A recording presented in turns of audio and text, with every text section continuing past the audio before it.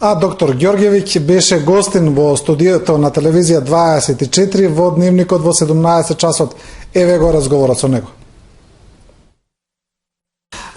Пред да почнеме со разговорот, сакам да ве прашам за една порака која добив во текот на Дневникот, а таа доаѓа од македонските професори тука во Скопје, кои велат дека ова не е прва операција на промена на пол во Македонија, дека таква била извршена во минатиот век, каде имало промена на пол од маж во жена.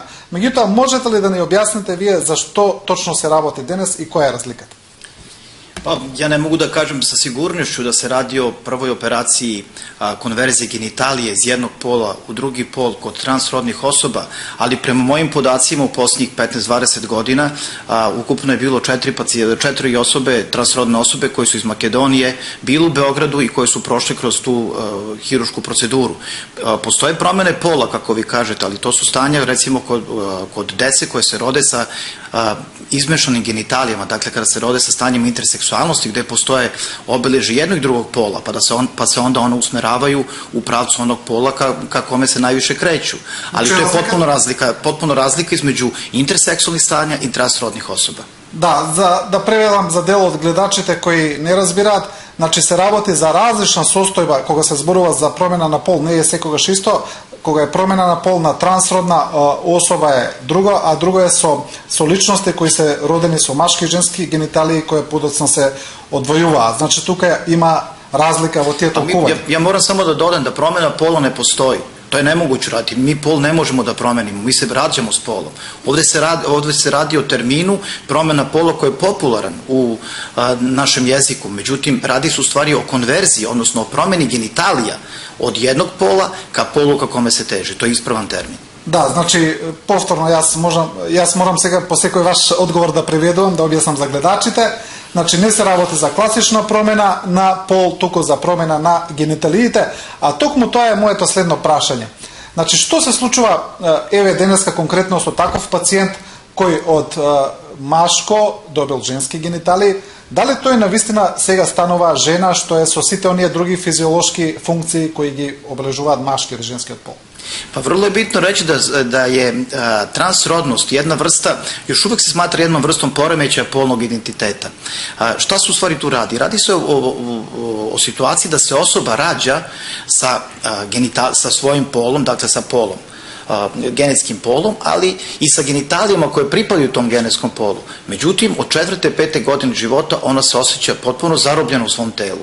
I od tada ta osoba počinje u neku ruku da pati i da gleda kako da izađe iz tog oklopa, iz tog zatvora u kojem jednostavno ne može da opstane. I to prolazi onda kroz određene etape, prolazi se vrlo često kroz pogrešan pubertet, te se osobe kriju svoje genitalije, kriju svoje obeleže koje su karakteristične za pol u kojem su rođeni. Ne bili došli do trenutka kao i današnja osoba, transrodna osoba, koja je u 33. godini, ja mislim da je, mogu slobodno kažem, da je ponovo rođena i dočekala ono o čemu je maštala ceo život. Да, значи да преведам тие личности, значи тоа е едно пореметување, можам да кажам психичко пореметување. Još uvek se tretira kao psihološko, odnosno psihijatrijsko poremetuvanje i tako je zavedeno u međunarodnoj klasifikaciji bolesti. Međutim, naša svetska organizacija koja se bavi transrodnim poremećima, odnosno transrodnom medicinom, već radi novu reviziju standarda lečenja, odnosno pomoći ovim osobama gde će verovatno biti izbačen taj termin poremećaj. Да, значи тоа се личности кои се чувствуваат заробени во своето тело и сметаат дека тие нивни гениталии едноставно не ги прифаќаат, ги сакаат најчесто на спротивниот пол. Нели? Ja bih vam zato samo dodao, nisu bitne samo genitalije. Genitalije su ono što mi vidimo, odnosno što oni vide. Kad odu da se kupaju, da se tuširaju, oni osjećaju te genitalije i to je najveći udarac za njih i za njihovu psihu. Radi se o drugim stvarima, menja se glas, te osobe počinju da pričaju u rodu ka kome teže, dakle muška osoba će pričati umesto u muškom rodu, pričaju u ženskom rodu, predstavljaće se tako, igraće se sa igračkama kao dete koje pripada ženskom polu i tako dalje, i suprotno. Dakle, genitalije su ono što nama smeta, to je ono što je vidljivo, grudi su vidljive kod svake žene, to je užasan udarac za ove osobe, kada pričamo o ženskim osobama koje teže ka muškom polu. Ili recimo muške genitalije kod osoba koje teže ka ženskom polu. I onda oni koriste različite metode da to sakriju. Različite majice, utege, kako bi se sve to skrilo i kako to ne bi ličilo, odnosno kako se to ne bi javno prikazalo. Da sumiram сепак за гледачите на македонски, значи не се работи само за промена на гениталиите, туку и за сите оние карактеристики кои се карактеристични за тој пол, значи тие тежнат најчесто кон спротивниот пол, ги минуваат сите физиолошки, физички карактеристики. Во Србија Фондот за здравство одобрува ваков тип на операции.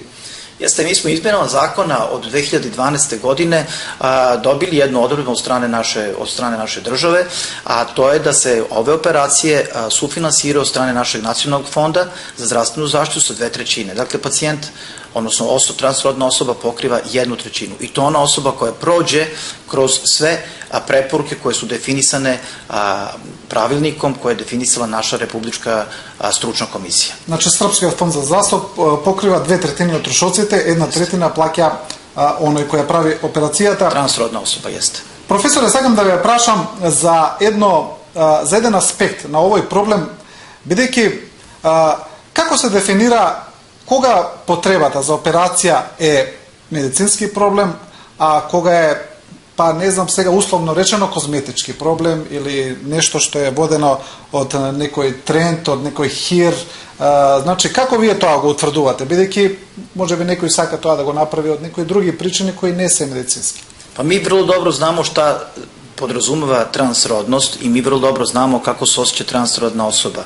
I mi kao lekari, ne samo lekari, kao sociolozi, pravnici i različite druge specijalnosti, se trudimo da pomognemo takvoj osobi da nađe svoje mesto pod suncem. Šta to u stvari znači? To znači da ne može sada neko da uđe u bolnicu i da kaže ja želim da odsečem svoje genitalije, da mi napravite one druge genitalije. Ne, to je dugačak proces. Taj proces traje minimum 2 godine.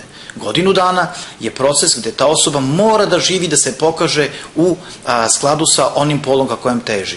To obavljaju naši psiholozi i psihijatri, a zatim kreće hormonska terapija, dakle takođe jedna vrsta konverzije gde se ta osoba menja pod uticajem hormona onog pola ka kom teži, ta osoba dobija polne karakteristike tog pola. Dakle, ženske osobe počinju da dobiju maljavost, glasnik se produbljuje, smanjuju se grudi, smanjuju se ženski unutrašnji organi, a kod muških osoba to je potpuno druga priča, dakle kod njih se smanjuju gonade, gubi se dlakovost, rastu grudi, tako da je to preduslov da takve osobe mogu da budu kandidati za konverziju genitalija kao završnu opciju, odnosno kao završni vid pomoći i formiranja onih genitalija ka kojim oni teže.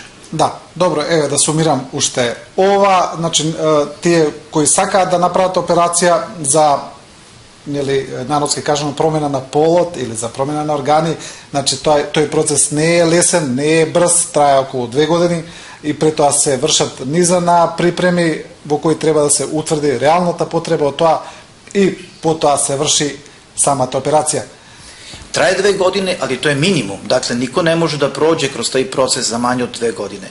Ja mogu da vam kažem jedan statistički podatak. Najstarija osoba koja je prošla kroz konverziju genitalija, recimo iz moje države, Srbije, u trenutku operacije imala je 69 godina. Danas je ona osoba sa 76 godina i potpuno normalno živi u polu kakom je od uvek težila. 69, kažete? To je najstarija osoba koja je znači, prošla kroz jeste. Najstarata ličnost vo Srbije koja je napravila promena je 69 godina. Bila je u vreme operacije, sada ima 76. Da, danas 69 godina. Професоре, ви благодарам за овој гостување. Hvala i vama.